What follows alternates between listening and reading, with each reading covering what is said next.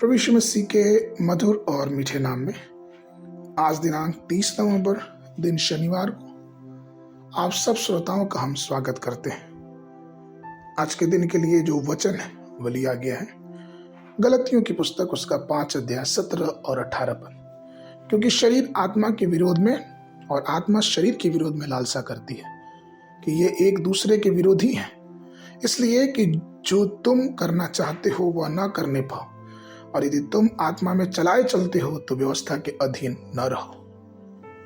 प्रियो, हमें और आपको मालूम है कि हमारे शरीर में दो शक्तियां हैं, एक शरीर की वासना और एक हमारी अंतरात्मा जो परमेश्वर के द्वारा चलाई जाती है। ये दोनों एक दूसरे के प्रति युद्ध लड़ते रहते हैं, ये दोनों एक दूसरे के प्रति लड़ाइयां लड़ते रहते हैं।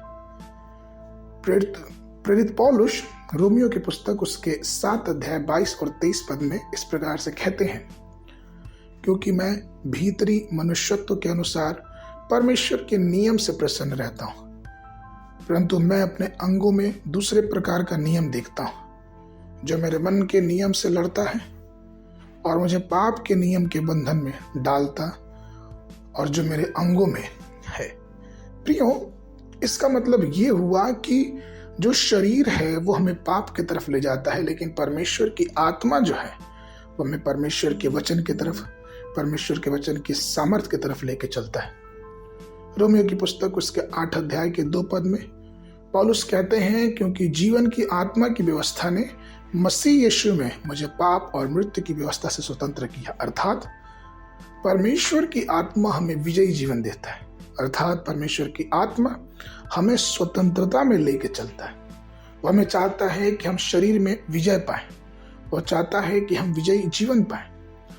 और जब हम परमेश्वर की आत्मा में आगे बढ़ते हैं तो हम शरीर के कामों पर विजयी होते हैं, और ना कि सिर्फ शरीर के कामों पे, बल्कि परमेश्वर के द्वारा निर्धारित हर एक उन प्रतिज्ञाओं को हम पाते हैं जो परमेश्वर ने हमारे लिए रखा है।